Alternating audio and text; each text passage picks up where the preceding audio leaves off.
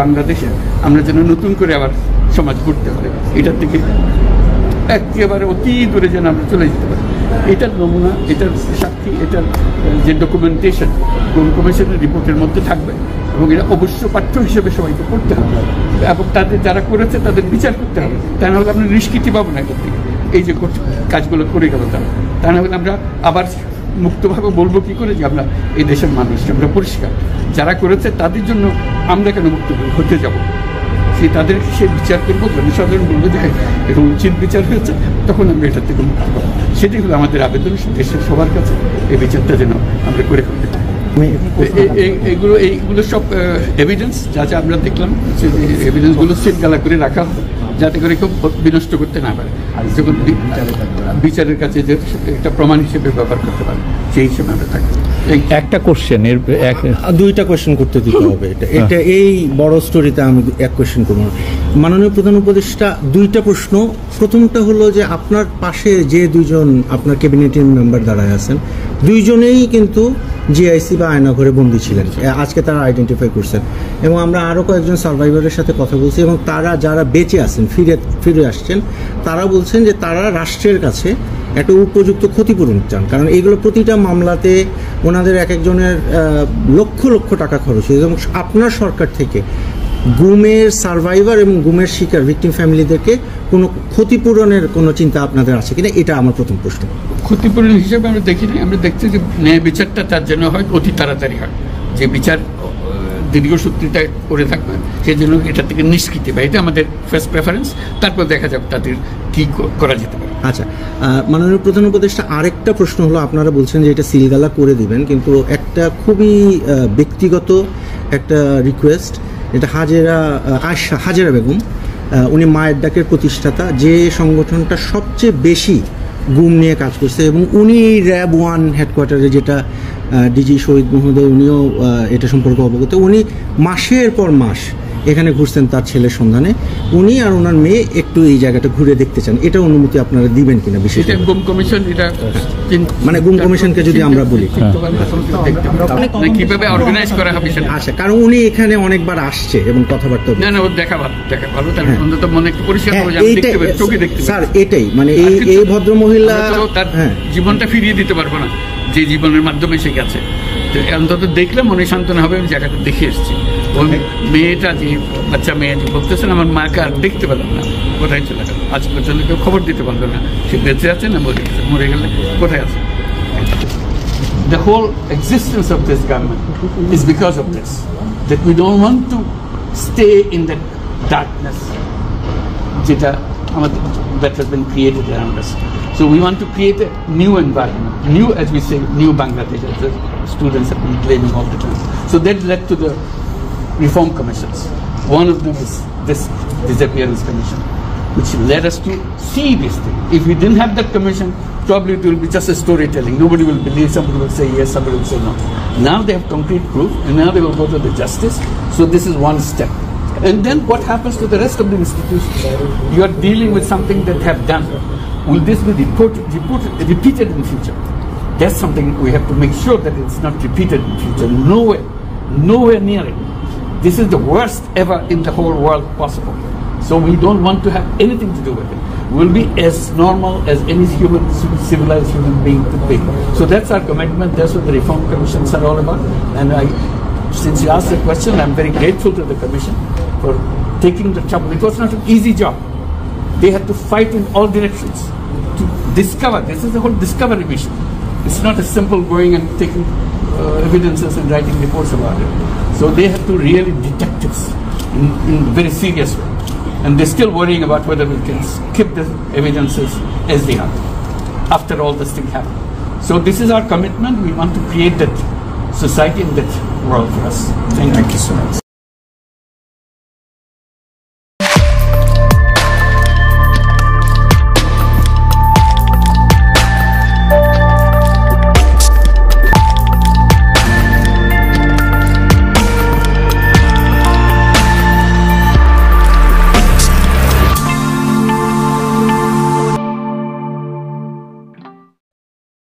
একুশের বইমেলায় গ্যাঞ্জাম হয়েছে, তসলিমা নাসরিনের বই না, এরকম গ্যাঞ্জাম ইচ্ছা করে তৈরি করা হয়েছে।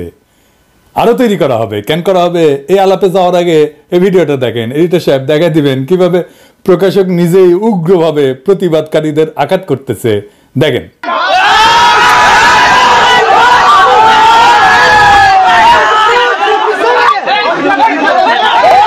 যে স্টল ঘুরিয়ে দেওয়া হবে, এটা কি সাম্যবাদ?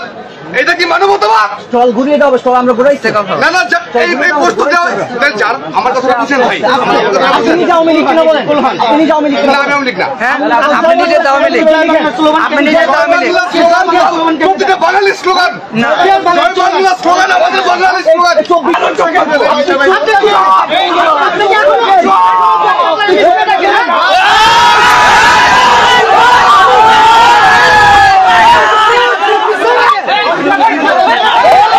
এই ভিডিওটা ভাইরাল হওয়া দরকার ছিল, কিন্তু হয় নাই। এই প্রকাশক ভব সেলটার গায়ে হাত তুলিছে। আবার দেখেন এডিটর সাহেব, সে জয় বাংলা স্লোগানও দিছে, মৌলবাদী গালি দিছে, গায়ে হাত তুলিছে, তারপরে কিন্তু হুজুরেরা স্টল ভাঙে নাই। ভব সব রকম ভাবে ট্রাই করছে উস্কানি দিতে। এই ঘটনার সাথে সাথে কলকাতার আনন্দবাজার নিউজ করে বাংলাদেশে নিউজ হওয়ার আগে, মানে আনন্দবাজারের লোক হাজির ছিল ওইখানে, তাই সেই সিন ক্রিয়েট করেছে, গলা ফুলায় জয় বাংলা স্লোগান দিছে। সেই জয় বাংলা স্লোগান যা খুনি হাসিনার আদালতের মাধ্যমে স্লোগান দেওয়াকে বাধ্যতামূলক করেছিল, সেই স্লোগান, সেই ফ্যাসিবাদের স্লোগান। এখন আদালতের মাধ্যমে জয় বাংলা স্লোগান দেওয়াকে ক্রিমিনাল অফেন্স হিসেবে ঘোষণা করতে হবে, আর তা না পারলে জনতার আদালতের মাধ্যমে জয় বাংলা স্লোগান দেওয়াকে ক্রিমিনাল অফেন্স হিসেবে আমরাই ঘোষণা করে দিলাম। কেন করলাম? আসেন সেই আলাপে দেখি। কারণ এই জয় বাংলা হইতেছে সেই আওয়ামী ধর্মের মন্ত্র যা উচ্চারণ কইরা 1972 থেকে 2024 সাল পর্যন্ত হাজার হাজার মানুষকে হত্যা করে ভারত দেবীর চরণে এই নরবলির অর্ঘ্য নিবেদন করছে আওয়ামী লীগ। এবং এই জয় বাংলা স্লোগান উচ্চারণ কইরাই বাংলাদেশের স্বাধীনতা সার্বভৌমত্বকে ইন্ডিয়ার কাছে বিক্রি করে দিছিল হাসিনা মুজিব উভয়। জয় বাংলা স্লোগান ফ্যাসিস্টের স্লোগান, এটা ফ্যাসিবাদের স্লোগান। কেউ যদি এখন জার্মানিতে প্রকাশ্যে নাৎসি পার্টির স্লোগান হেল হিটলার কয় বা জয় হিটলার কয়, তাহলে ইউরোপীয় এই আলোকিত এনলাইটেন্ড সেকুলার লিবারেল প্রগতিশীল আইন কি তারে কোলে তুলে নাচবে? ইন্ডিয়া এবং আওয়ামী লীগ মুক্তিযুদ্ধ নিয়ে, স্বাধীনতা নিয়ে যে বয়ান তৈরি করছে, ওই ইতিহাসকে দুমরায় মুসরায় থেতলায় দেব, বুলডোজার দিয়ে গুড়ায় দেব, তছনছ করে দেবো, একেবারে 32 বানায় দেব। আমরা মুজিব নামের ফ্যাসিস্ট ফেটিশ আইকন, আমরা সেকুলারিজম নামের ইসলাম কোপানির ইন্ডিয়ান মূর্তিটারে ভাঙ্গা গুড়া গুড়া করে দেব। মাত্র 6 মাস আগে কি বিভৎস গণহত্যা চালাইছে হাসিনার খুনি বাহিনী আর ছাত্রলীগ যুবলীগের অস্ত্রধারীরা। পুলিশ আমাদের মেয়েদের তুলে নিয়ে হ্যারাস করছে গণহারে। আমি ডেইলি স্টারকে ধন্যবাদ জানাই এই রিপোর্ট করার জন্য, যদিও আমরা ওর উপরে বিলাত, কিন্তু এই রিপোর্টটা ভালো করেছে। কিন্তু আমার কাছে যে স্টেটমেন্ট আছে এই হতভাগ্য মেয়েটার, তার ভগ্নাংশ এই রিপোর্টে উঠে আসছে। আমি আশা করবো ডেইলি স্টার রাগঢাক না কইরা পুরা ঘটনা দুনিয়ার সামনে তুলে ধরবে। যে সমস্ত পশ্চিমা দূতাবাস কিছু হইলেই ফোন মারে প্রফেসর ইউনূসের সরকারের লোকজনদেরকে, তাদের বলতে হবে এই সময় আমাদের বাচ্চাদের রক্ষা করার জন্য কি করছিলা, এখন সেই ফ্যাসিস্টদের রক্ষা করতে আসছে কোন নৈতিক অধিকারে? তো 21 বইমেলার ঘটনা নিয়ে মাহফুজ স্ট্যাটাস মারিছে, আসেন সেটা নিয়ে আলাপ করি। মাহফুজ জনতাকে মব বলে উল্লেখ করছে, তাদের ডেভিল বা শয়তান বলে বিবেচনা করা হবে উল্লেখ করছে, তাদের শক্ত হাতে দমন করা হবে, এটাই নাকি শেষ অনুরোধ মাহফুজের। কি আর বলবো ছোট ভাই মাহফুজ, এই এনার্জি আর এই হ্যাডম আওয়ামী ফ্যাসিস্টদের বিরুদ্ধে দেখাইলে ভালো হইতো না? প্রফেসর ইউনূস তো নিজেই বলছেন সরকারের মধ্যে স্বৈরাচারের লোক আছে। শুনো, তুমি নিজেই শোনো, শুনছো কিনা জানি না। তোমরা বলার সময় বলেছো যে আমাদের এখানে স্বৈরাচারী সরকারের লোক বসে আছে, আমাকে এই করছে। তারা চলে যায় নাই। তোমরা বলছো যে তার সরকারে আছে, আমি বলছি তোমার গ্রামেও আছে। শুধু সরকারকে দেখি আমি চলে গেলাম, ওই সরকারে আছে, তারা কিছু করতে পারতেছে না। তোমার গ্রামে আছে, তুমি কিছু করতে পারতেছো? তুমি তো দুঃখ করতে এসছো আজকে। কাজে সেই তেজ আসতে হবে না, এটাকে জায়গা দেবো না আমরা কোথাও।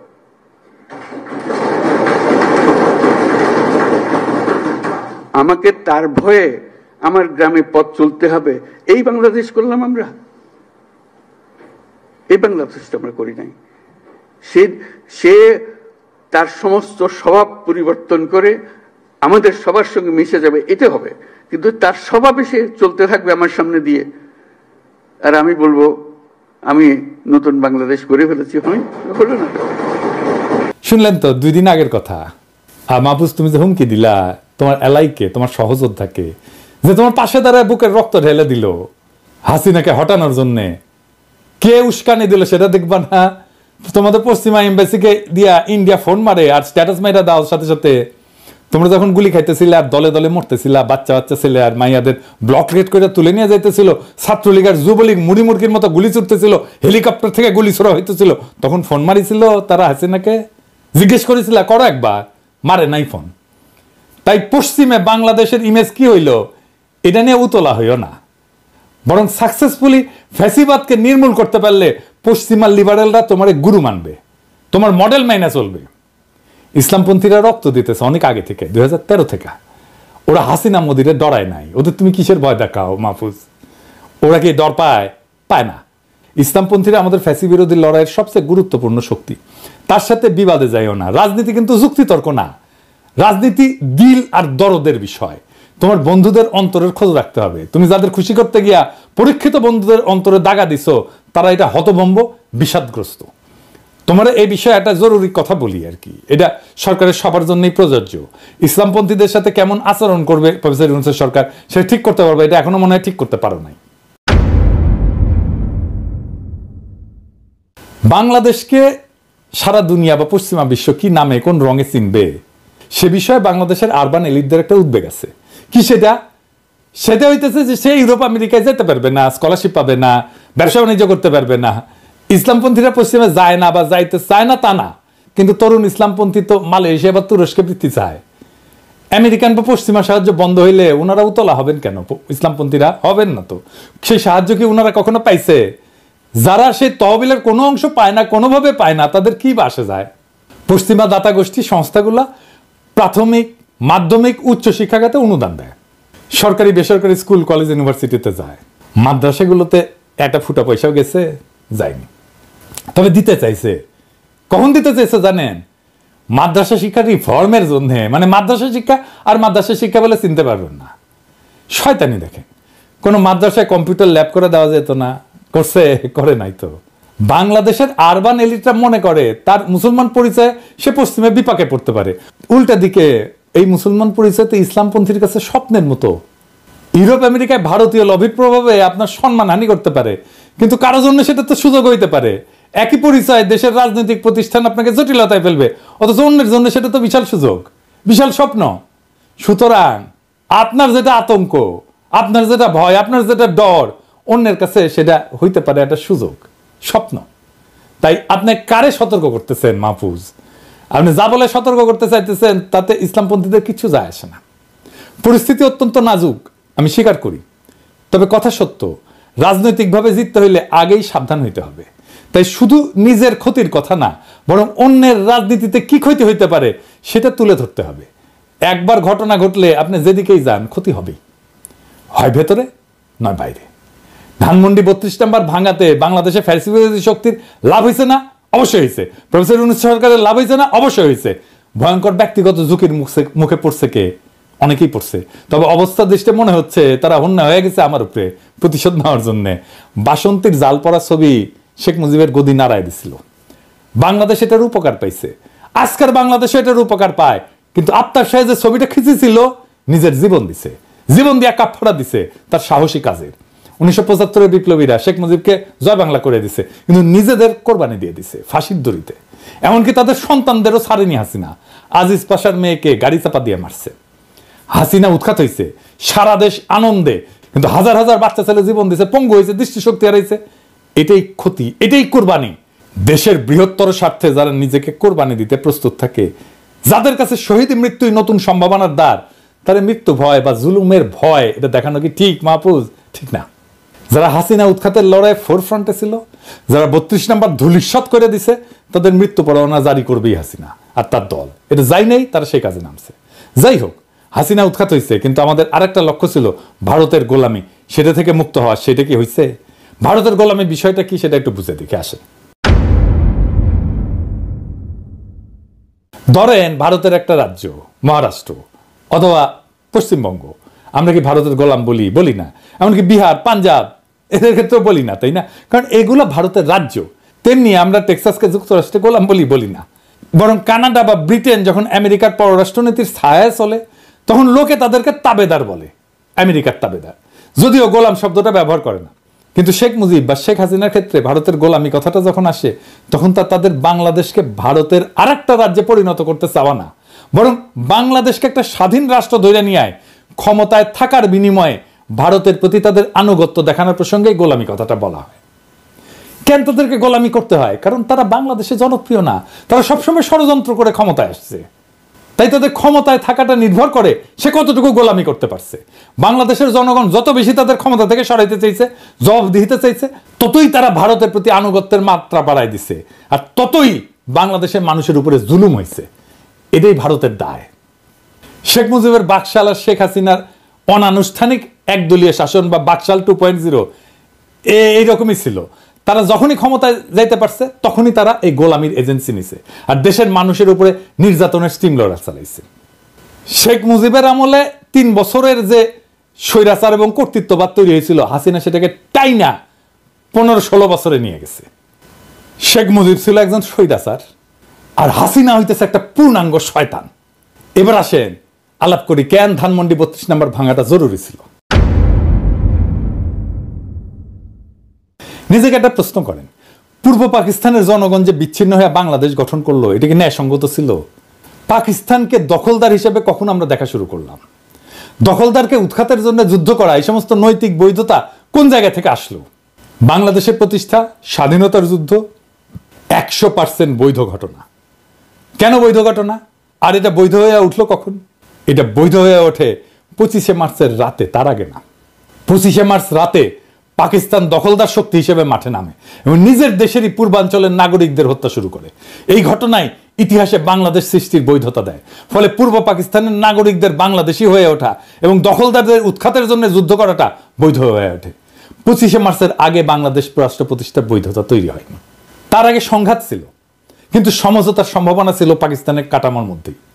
1952 সালে যে গভর্নর হাউস থেকে বাংলাদেশের মানুষের উপরে জুলুম চালানো হয়েছিল, সেই গভর্নর হাউসকে পরবর্তীতে বাংলা একাডেমি বানায় দিল। হাসিনার গণভবনকে যেভাবে জাদুঘর বানায় দেওয়া হয়েছে ঠিক একইভাবে। আইয়ুব খান রাষ্ট্রীয় প্রচারে রবীন্দ্রসঙ্গীত নিষিদ্ধ করলেন আর পূর্ব পাকিস্তানের মানুষ পুরা দেশ রবীন্দ্রসঙ্গীতে ভাষায় দিল। ফলাফল আইয়ুব খান টিকে থাকতে পারল না। সমঝোতা হইল, অন্তর্বর্তী সরকার হিসেবে ক্ষমতায় আসলো ইয়াহিয়া। নির্বাচন হইল, পূর্ব পাকিস্তানের জনগণ পাকিস্তানের নির্বাচনেই ভোট দিল, কেউ কিন্তু বয়কট করে নাই। বরং অনেকে আওয়ামী লীগকে জাল ভোট পর্যন্ত দিছিল। ইলিয়াস কাঞ্চন হাসিনার নির্বাচনের বৈধতা দিতে গিয়ে ফট করে সেই কথা বলে ফেলছিল। এই যে ফারুক ভাই যেটা বলেছেন যে 70-এর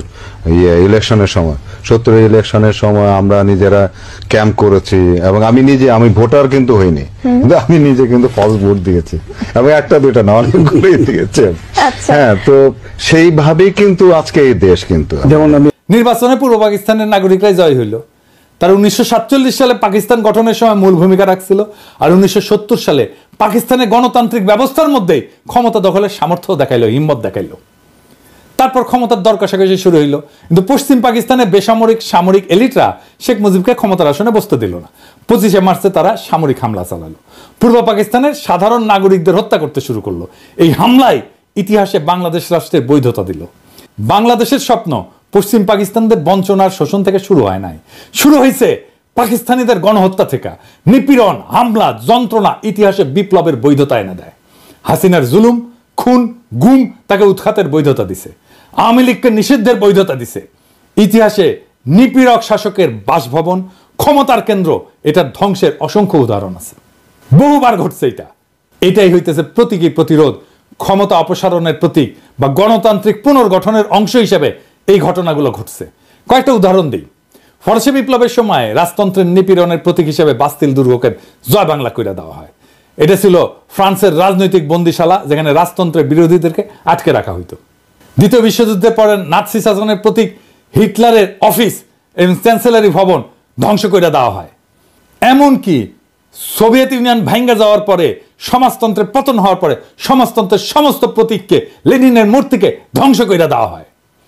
বাসভবন বা স্থাপত্য নিছক ইট কাঠের গঠন না, এটা রাজনৈতিক ক্ষমতার দমন নীতি এবং মতাদর্শের প্রতীক বটে। মিশেল ফুকো মনে করেন ক্ষমতা শুধু মানুষের মধ্যে না, প্রতিষ্ঠান এবং স্থাপত্যের মধ্যেও নিহিত থাকে। তাই প্রতিবাদ শুধু ব্যক্তি বা সরকার পরিবর্তনের মধ্যে সীমাবদ্ধ না, বরং তার প্রতীক এবং কাঠামোর বিনাশটাও জরুরি। বদ্রিয়ারের মতে রাজনৈতিক ক্ষমতা নিজেকে প্রতীক দিয়ে চিহ্নিত করে। নিপীড়কের প্রতীক ভাঙা তার মানে ক্ষমতার ভিত্তিটাকে নষ্ট করা। জন রলসের একটা ন্যায় বিচার তত্ত্ব আছে, ইংরেজিতে বলে রলসিয়ান জাস্টিস। ইংরেজি যেই তো কইছে ঠিকই কইছে, তাই না? এই তত্ত্ব অনুসারে যে কাঠামো মানুষের প্রতি অন্যায় করছে তার টিকে থাকার অধিকার রাখে না।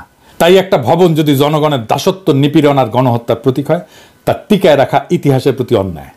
হেগেল বলছিলেন ঐতিহাসিক পরিবর্তন সংঘাত সংঘর্ষের মধ্যে দিয়ে আসে এবং প্রত্যেকটা যুগ তার প্রতীক সৃষ্টি এবং ধ্বংসের মধ্যে দিয়ে নতুন কিছু নির্মাণ করে। নিপীড়কের প্রতীক ধ্বংস করা মানে নতুন যুগের সূচনা। নিপীড়কের প্রতীক ধ্বংস করলে জনগণের ভয়ের সংস্কৃতি দূর হয় এবং তারা নিজেদেরকে ক্ষমতাশালী মনে করতে শুরু করে। যেই ক্ষমতা জনগণের কাছ থেকে কাইরা নেয় স্বৈরাচার এবং ফ্যাসিস্টেরা, সেই ক্ষমতা ফিরায় দেওয়া হয় এইভাবেই। আমরা জনগণের ক্ষমতা ফিরাই দিছি 32 নম্বর ভাঙ্গা। 32 নম্বর ভাঙ্গার ইতিহাস শতাব্দীর পর শতাব্দী জালেমদের জন্য শিক্ষা হয়ে থাকবে, প্রতিবাদী মানুষের জন্য অনুপ্রেরণার উৎস হইয়া থাকবে। এই লড়াই শুধুমাত্র একটা ভবন ধ্বংসের জন্য না, এটা নিপীড়কের প্রতীক ভাঙার, ইতিহাসের গতিপথ পুনর্গঠনের লড়াই এবং নিপীড়িতের শক্তি দেখানোর লড়াই, তার হিম্মত দেখানোর লড়াই। ইতিহাসে যে ক্ষমতা জনগণের রক্ত চুইসা নিজেদের ক্ষমতার দুর্গ বানাইছে, সেই ক্ষমতার প্রতীক একদিন না একদিন মাটিতে গুড়ায় যায়। এটাই প্রকৃতির বিধান, এটাই ইতিহাসের অনিবার্য সত্য। ফরাসি বিপ্লবের বাস্তিল দুর্গ হোক, নাৎসি শাসনের চ্যান্সেলারি হোক, জারের প্রাসাদ হোক, প্রত্যেকটা নিপীড়ন কাঠামোই একসময় গুড়ায় যায় আর জনগণের রক্তের উপরে দাঁড়ায়। প্রত্যেকটা ভবনের ইট জনতার পায়ের নিচে গুড়া গুড়া হয়ে যায়। ধানমন্ডি 32 নম্বর ভাঙা তেমনই এক ইতিহাসের মুহূর্ত, যেখানে নিপীড়নের প্রতীক বিলীন হইল এবং জনগণ দেখালো ক্ষমতা তাদের হাতে থাকে। হাসিনা এবং তার আওয়ামী লীগ এই প্রতীক হারায়, ছটফট করতেছে মরণ যন্ত্রণায়, কারণ তারা জানে প্রতীক ধ্বংস মানে ক্ষমতা হারানোর শুরু, তাদের আদর্শের পরাজয়। তারা জানে একবার জনগণ বুঝে গেলে যে তাদের ভয় দেখায় শাসন করা সম্ভব না, একবার জনগণ বুঝে গেলে যে ফ্যাসিবাদ শুধু ভয়ের উপরে দাঁড়ায় থাকে, তখন ফ্যাসিবাদ আর ফিরে আসতে পারে না। আজকের এই ঘটনা নিছক একটা ভবন ভাঙা না, এটা ফ্যাসিবাদ ধ্বংসের সাইরেন। এটা ঘোষণা দিচ্ছে নিপীড়কের প্রতীক ভেঙা জনগণ নিজেদের ক্ষমতা পুনঃপ্রতিষ্ঠিত করতে শুরু করছে। কেউ ভাবছিল শেখ মুজিব অপরাজেয়, কেউ ভাবছিল হাসিনা অমর, কিন্তু ইতিহাস দেখালো প্রত্যেকটা স্বৈরাচারী শাসকের পতন অনিবার্য। 1975 সালে যারা শেখ মুজিবকে হটাইছে তারা নিজেরা হয়তো কোরবানি হয়ে গেছে, কিন্তু ইতিহাসে তাদের কাছ থেকে শিক্ষা নেওয়া হয়েছে। ফ্যাসিবাদের বিরুদ্ধে লড়াই এক প্রজন্মের কাজ না, এটা শতাব্দীর কাজ। সুতরাং আজকের এই প্রতীক ধ্বংস হইল শুধু শুরু, এটা একটা নতুন বাংলাদেশ গড়ার ঘোষণা। এটা সেই চিৎকার যা ফ্যাসিবাদকে জানিয়ে দেয় তোমাদের সময় শেষ, টাইম ফুরায় গেছে। ধানমন্ডি 32 নম্বর ভেঙে গেছে, ফ্যাসিবাদের শেষও আসছে। এখন আমরা আগায় যাব ভারতের গোলামি ধ্বংসের দিকে। 32 নম্বর ভাঙার ইতিহাস শতাব্দীর পর শতাব্দী জালেমদের জন্য শিক্ষা হইয়া থাকবে আর মজলুমদের জন্য অনুপ্রেরণা হইয়া থাকবে। আমরা